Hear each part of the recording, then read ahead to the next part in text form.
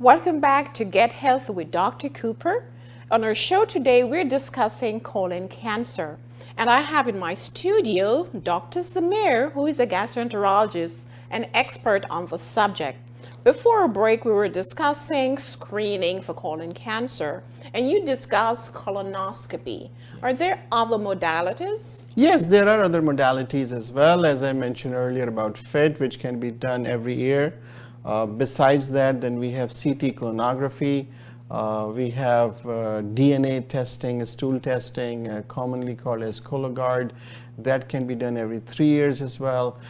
Flex sigmoidoscopy every 5 years. Then we have colonography, actually capsule colonography. This is also available. That can also be done every 5 years. But again, another important point to remember that if those tests are positive, like if you do a FIT and it is positive, you will need a colonoscopy again.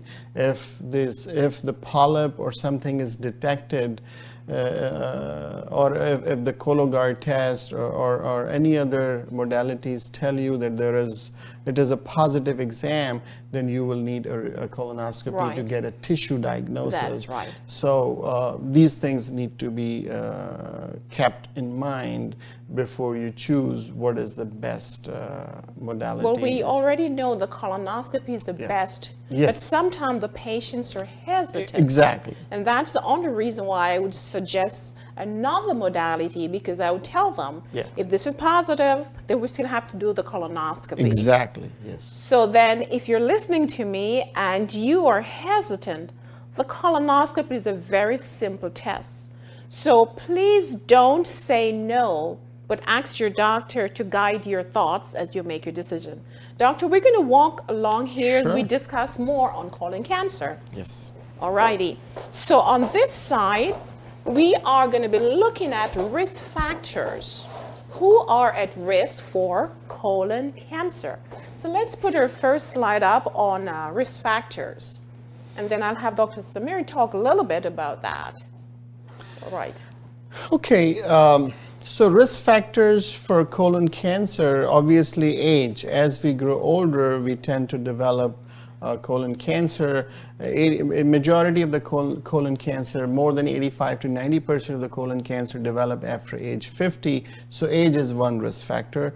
Then we have some other risk factors like consumption of meat, red meat, sedentary lifestyle, smoking, excessive alcohol consumption, obesity, insulin resistance, which is diabetes, and obviously if somebody has family history of colon cancer or personal family history of colon polyps, they're at increased risk.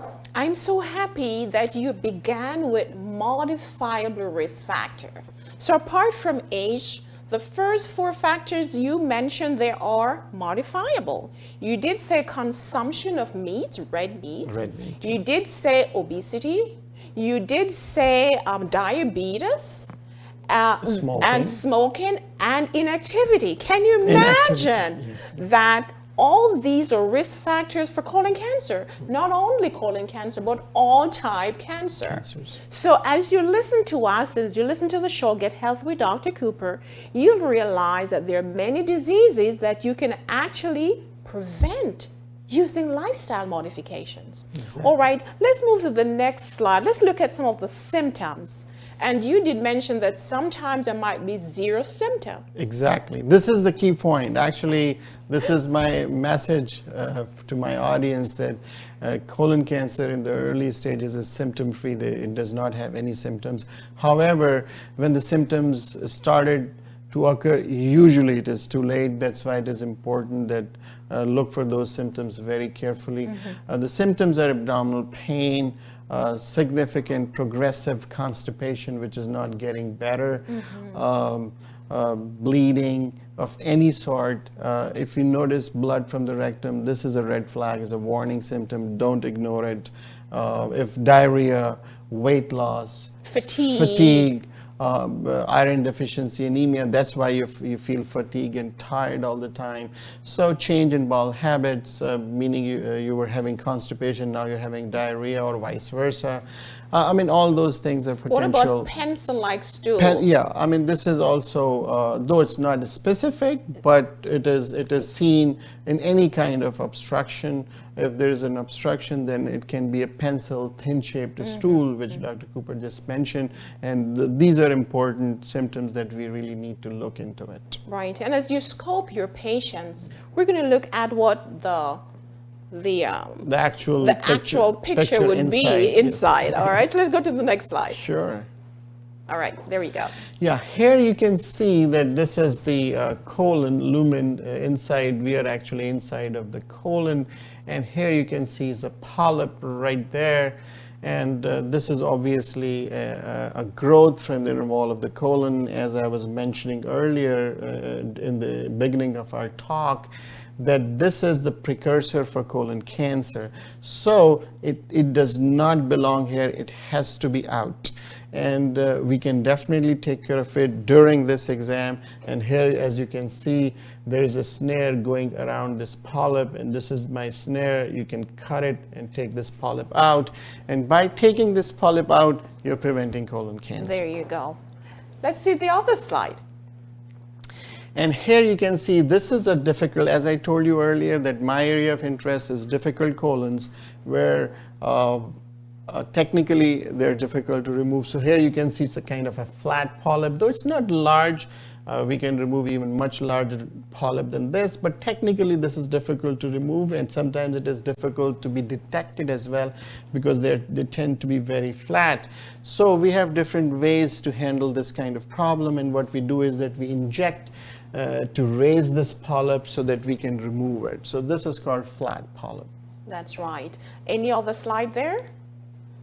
There we go. And this is something which we all don't like to see. Here you can see that this is ugly kind of lesion. You know, there's a lot of thickness, and you know, the mucosa looks abnormal. And here you can see a mass which is covering the entire lumen of the colon. This is a colon cancer. Sometimes we can, instead of having a large lesion, you can see a small portion of the colon. This is also looks like a cancer. You biopsy it during colonoscopy, that will give you the diagnosis. Same thing here. You can see a large mass inside the colon, which is obvious colon cancer. Right, right. On the show today, we're not going to discuss treatment except removal of the lesion. Yes. One of the ways in which we can actually surgically treat this cancer is removing part of the colon. Yes, exactly. So once you have anybody has a diagnosis of colon cancer, that does not mean that you know, it is like a death certificate. Or no, that's not the case. We do definitely have treatment available. However, it entirely depends on what stage you're diagnosing the disease. If it is early stage, there are 4 stages of colon cancer. We call it as, you can call it stage 1, 2, 3 and 4. So up to stage 2, just the surgical resection is good enough. However, when there is any involvement of the lymph nodes, which you can only tell after surgery, if there is any involvement, then besides the surgical removal of the cancer, you also need chemotherapy. However, the 4th stage is a stage where the colon cancer has spread to the other areas of the body, especially the liver. That is the type of or stage of the cancer where we cannot treat the patient with the curative intent, meaning that this disease at this point is not curable. However, we have chemotherapy available that can definitely control the disease. Very good. Doctor, I want to thank you so much for being on the show You're welcome. today. It's my pleasure. And this is not a death sentence guide. I want you to realize that you can actually prevent cancer using lifestyle modification. So I'm going to take a short break. You don't go away. Stay right back with more on colon cancer. Thank you so much, Dr. You're welcome. Thank you.